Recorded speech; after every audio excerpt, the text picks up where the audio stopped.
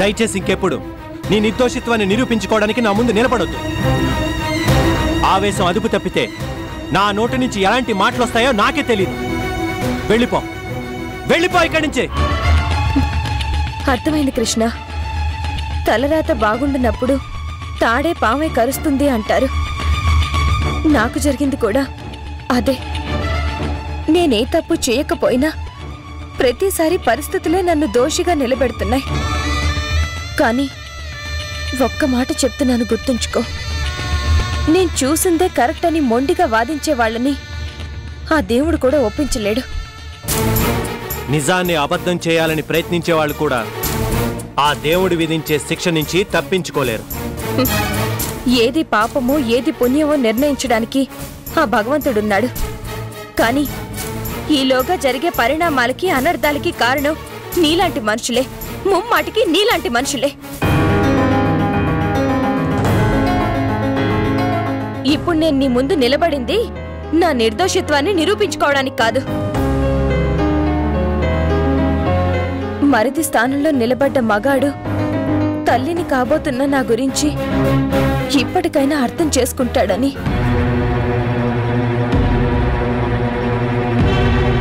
తన మనసులో పేరుకున్న అపార్థమనే మురికిని సమూలంగా తుడిచేసుకుంటాడని. కానీ నీలాంటి అనుమానాల పొరలు కమ్మిన మగాడు మరిదైనా కన్న కొడుకైనా ఆడదాన్ని అర్థం చేసుకోలేడు. నీలాంటి అర్థం చేసుకోలేని వాడికి ఎంత చెప్పినా ప్రయోజనం లేదు.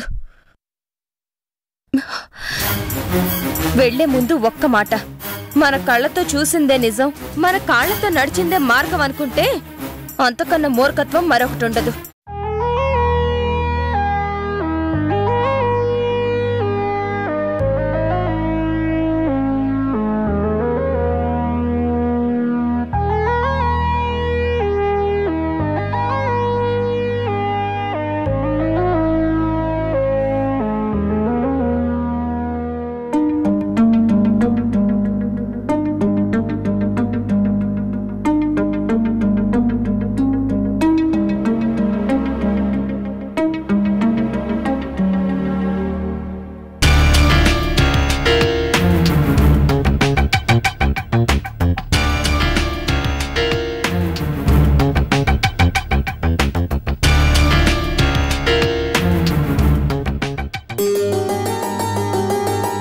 చెప్పండి డాక్టర్, నా అనుమానం నిజమేనా? సౌందర్య, ఐఎమ్ సారీ. డాక్టర్, అంటే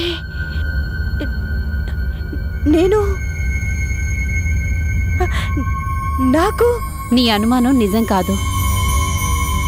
నీకు పీరియడ్స్ డిలే కావడానికి కారణం ప్రెగ్నెన్సీ కాదు. డాక్టర్, మీరు చెప్పేది నిజం. అంతేకాదు, ఇక మీద నువ్వు ఎప్పటికీ తల్లివి కాలేవు.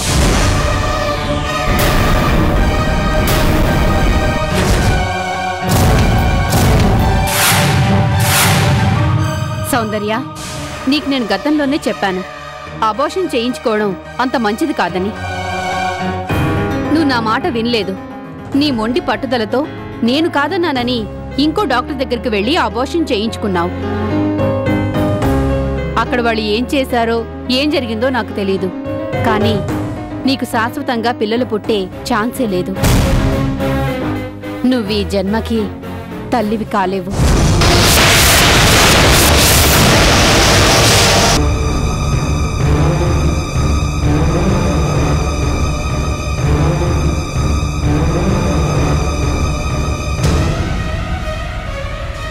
ఇక మీద నువ్వు ఎప్పటికీ తల్లివి కాలేవు.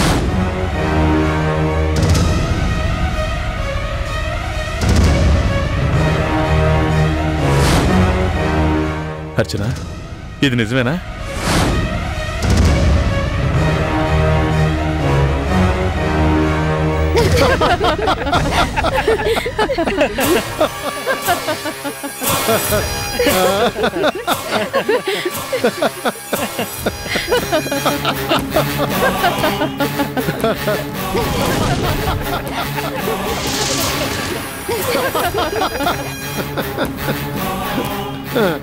చెల్లెమ్మా నీకు మాత్రం తప్పకుండా కొడుకే పడతాడు. అప్పుడు వాడిని ఇలా ఒళ్ళు ఎత్తుకొని ఇలా ఇలా ఇలా ఇలా ఉయ్యాలుపుతాడనమాట. అమ్మా అర్చన, నువ్వు మాకు మనవణ్ణి గిఫ్ట్ గా ఇస్తున్నందుకు మేము నీకు ఇస్తున్నాం ఒక నెక్లెస్ గిఫ్ట్. ఇప్పుడు ఇవన్నీ ఎందుకు? ఎందుకేంటమ్మా, మా సంతోషం కొద్దీ ఇస్తున్నాం, కాదనుకు. తీసుకో వదినా, ఇదే నీకు మంచి ఛాన్స్. ఈ మూడ్లో మా అమ్మ నాన్న నీకేం కావాలన్నా ఇచ్చేస్తారు. ఆహా, ఏం చెప్పావు కలుపు. అవును కానీ మావయ్య, పుట్టబోయే మనవడికి ఏం పేరు పెట్టాలి అని ఆలోచించారు? ఓ, ఎప్పుడో ఆలోచించి పెట్టాను. వాడి తాత పేరు హరిప్రసాద్, వాడి బాబు పేరు రామ్ ప్రసాద్, మరి వాడి బాబాయ్ పేరు కృష్ణప్రసాద్. ఓకే, మరి వాడి పేరు? వాడు మన అందరి మనసుల్ని దోచుకోబోయేవాడు కదా, అందుకని వాడి పేరు మనోహర ప్రసాద్. ఆహా, మనోహర్ ప్రసాద్ సూపర్ మామయ్య. మరి హరిప్రసాద్ మనవడా మజాకానా? ఏమండి, ఎప్పుడెప్పుడు రోజులు గడుస్తాయా, ఎప్పుడెప్పుడు మనవణ్ణి ఎత్తుకుందావా అని తెగ ఆశగా ఉందండి. తొందరెందుకు అన్నపూర్ణ? వాడిని నువ్వు ఎత్తుకోవడం, వాడిని మీద చిచ్చిపోయటం, అరణి దుంప పిలకయ్యా అని వాడిని నువ్వు తిట్టుకోవడం, అది చూసి నువ్వు అంతా నవ్వుకోవడం. మనందరినీ చూసి ఆ బుజ్జిగాడు కేరింతలు కొట్టడం, ఆ కేరింతల్ని నేను ఇలా ఫోటో తీయటం, అన్నీ జరుగుతాయి. తొందరెందుకు? ఏమండి, అదంతా ఊహించుకుంటేనే ఎంతో హాయిగా అనిపిస్తుంది కదండి. అవునమ్మా, సౌందర్య వదిన అబార్షన్ చేయించుకోకుండా ఉంటే 6 నెలల దాకా ఆగాల్సిన పనే లేకుండా ఈ పాటికే పుట్టుండేవాడు ఓ బుల్లి మనవడు. ఏం చేస్తాం, ఎవరి అదృష్టం వాళ్ళది. అవునవును, సీనియారిటీ ప్రకారం ముందుగా మీ పెద్ద కోడలకే పెద్ద మనవడు పుడతాడు. ఆ తర్వాత సౌందర్య వదినికి పుట్టిన రెండో మనవడే. అందుకే ఫస్ట్ ఎప్పుడు ఫస్టే, సెకండ్ ఎప్పుడు సెకండే.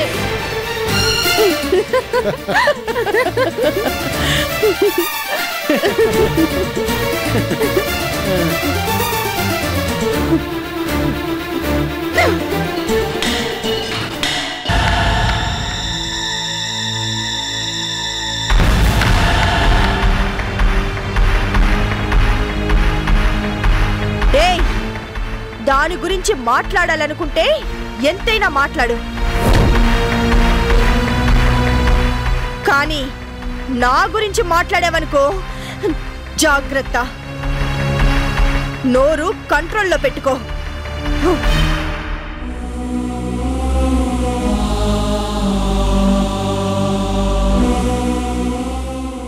చూసావా మన చిన్న పడలు పొగరు? మా బాగా చెప్పా కలుపు, పొగరు మాత్రమే కాదు, తనకి లేనిది ఇంకొకరికి ఉందని ఏడుపు. ఇప్పుడేడు చేయని లాభం, కావాలని తీయించేసుకుందిగా.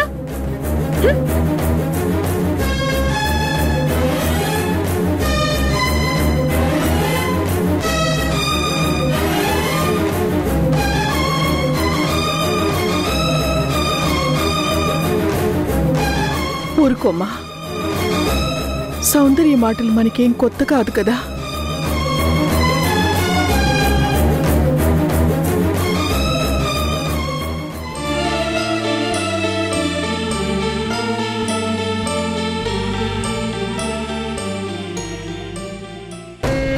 సౌందర్య, నువ్వేం మాట్లాడుతున్నావు? అసలు నువ్వేం చేస్తున్నావో నీకు అర్థం అవుతుందా? తల్లి అనిపించుకునే అదృష్టాన్ని నీ చేతులారా నువ్వే దూరం చేసుకొని ఇప్పుడు అర్చన చూసి అసూయతో మాట్లాడడం తప్పు. నీకు ఆ రోజే చెప్పాను, మాతృత్వం ఒక వరమని. నువ్వు వినలేదు. ఇప్పుడు బాధపడి మాత్రం ప్రయోజనం ఏమిటి? చూడు, తల్లి కావడంలో ఉన్న ఆనందాన్ని ఇప్పటికైనా అర్థం చేసుకో. నీకు వయసేం మించిపోలేదు. ఇక ముందైనా నీ కడుపు పండితే అప్పుడు నీకు కూడా అర్చనకు జరిపించిన ముచ్చట్లన్నీ జరిపిస్తాను. నాకు పెద్ద కోడలు ఎక్కువ, చిన్న కోడలు తక్కువ కాదు, ఇద్దరూ సమానమే. మీ ఇద్దరి పిల్లలకి నేను నానమ్మనే.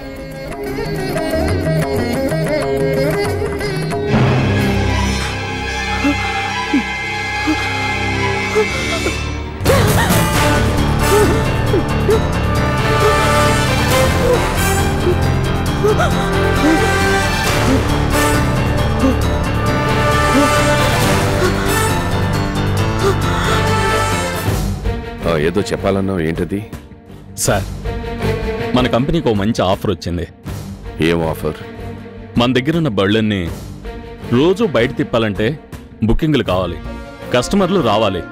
ఈ రోజుల్లో ట్రావెల్స్ కంపెనీల మధ్య పోటీ ఎంతగా పెరిగిపోయిందో మీకు తెలియంది కాదు. నిజమే. అందుకే సార్, ఏదన్నా పెద్ద సాఫ్ట్వేర్ కంపెనీకి మన దగ్గరున్న కార్లన్నీ నెలవారీగా అద్దెకిచ్చామనుకోండి, ఒక్కో బండి మీద నెలకింత అని ఖచ్చితంగా డబ్బు వస్తుంది. రోజు టూరిస్టులు ఎవరు బుక్ చేసుకుంటారా అని ఎదురు చూసే బాధ కూడా తప్పుతుంది. మీరు అంటే నాకు తెలిసిన కంపెనీ వాళ్ళ దగ్గర నుంచి ఓ మంచి ఆఫర్ ఉంది. నన్ను మాట్లాడమంటే మాట్లాడతాను. నెల నెలా గ్యారెంటీగా డబ్బు, కూర్చున్న దగ్గరే లాభాలు. మీరేమంటారు?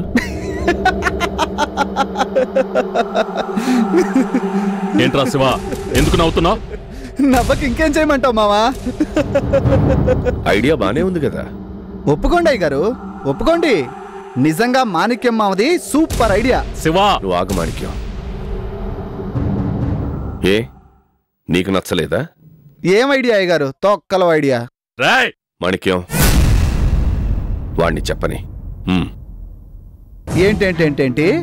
ఉన్న బళ్ళన్నిటినీ నెలవారీగా అద్దెకిస్తే కూర్చున్న చోటే లాభాలా? ఏ కాదా?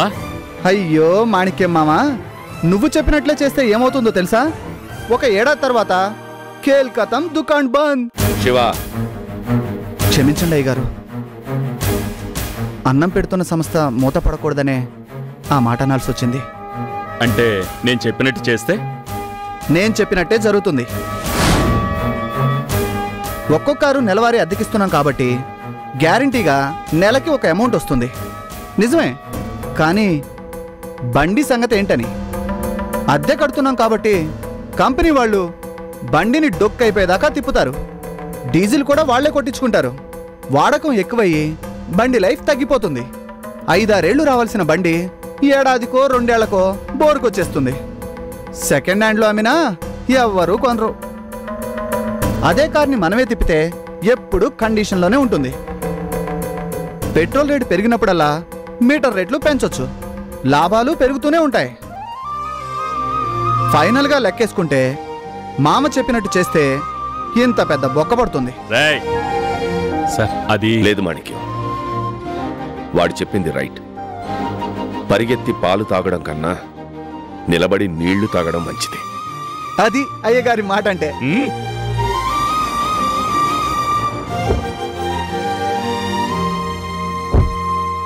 నమస్కారం సార్. నమస్తే సార్ కాదు, మాధవరావుని పిలువు కోటి. ఇప్పుడు మనం ఫ్రెండ్స్ కదా. రండి రండి సార్, కూర్చో. Thank you.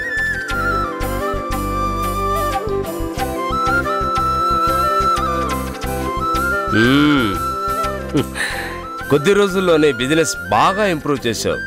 Good. Thank you sir. ఆ రోజు మీరు సహాయం చేయబట్టే ఈ రోజు ఈ మాత్రమైనా సాధించగలిగాను. నీలో ఈ సిన్సియారిటీనే నన్ను బాగా ఇంప్రెస్ చేసింది. నీ సహాయం కోసం ఇంత దూరం రప్పించింది. నేను మీకు సహాయం చేయడమా? భలేవారే.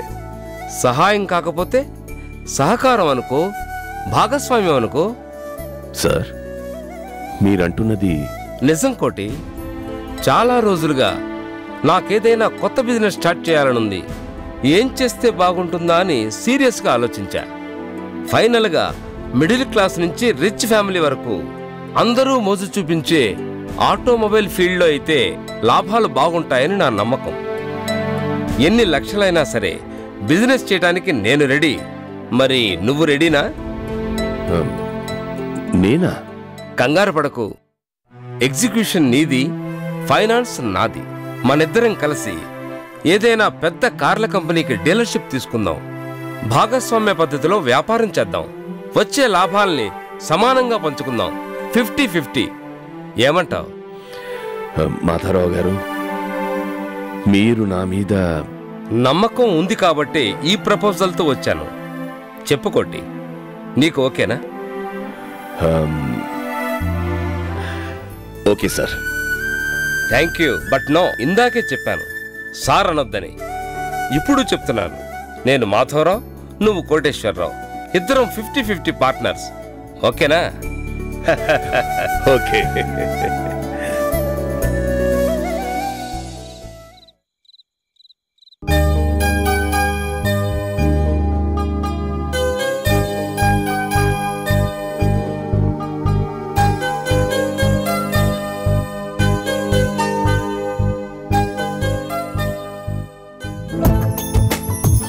అర్చన, పొద్దుపోయింది, పడుకోవచ్చుగా.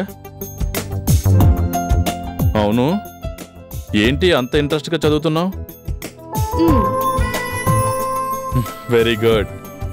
పుట్టబోయే బిడ్డ మీద ఎంత కేర్ తీసుకోవాలో ముందే నేర్చుకుంటున్నావు అన్నమాట.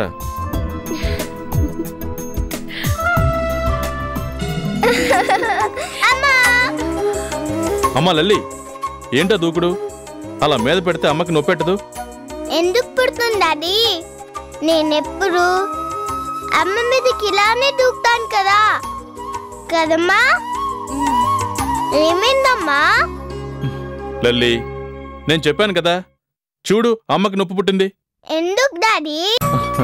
ఎందుకంటే మీ అమ్మ కడుపులో ఇప్పుడు ఇదిగో ఇలాంటి చిన్ని బుజ్జిబాబు నీకు తమ్ముడున్నాడు కాబట్టి. అమ్మ కడుపులో తమ్ముడున్నారా? అవును. ఏది కనిపించదే? చెప్పు డాడీ, తమ్ముడేది? నీకు కనిపించాడా? చెప్పు డాడీ.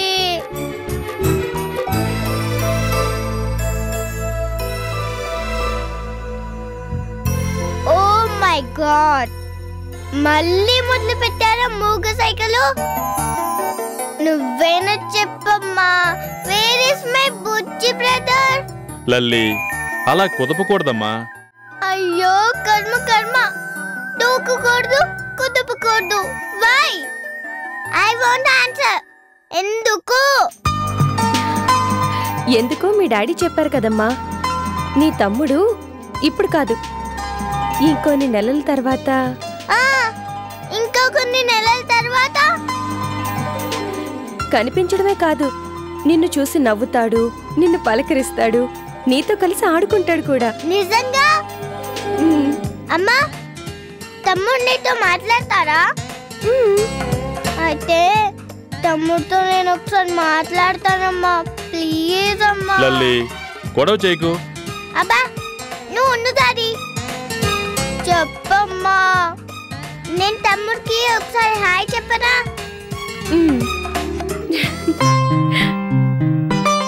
మెల్లగా అమ్మా. హాయ్ తమ్ముడు, నేను నీ లల్లి అక్కని. How are you? ఎలా ఉన్నావు?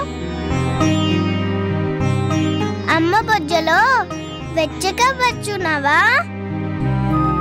తమ్ముడు, నువ్వు తొందరలో బయటకు వస్తావు కదూ, అప్పుడు మన ఇద్దరం చక్కగా ఆడుకోవచ్చు.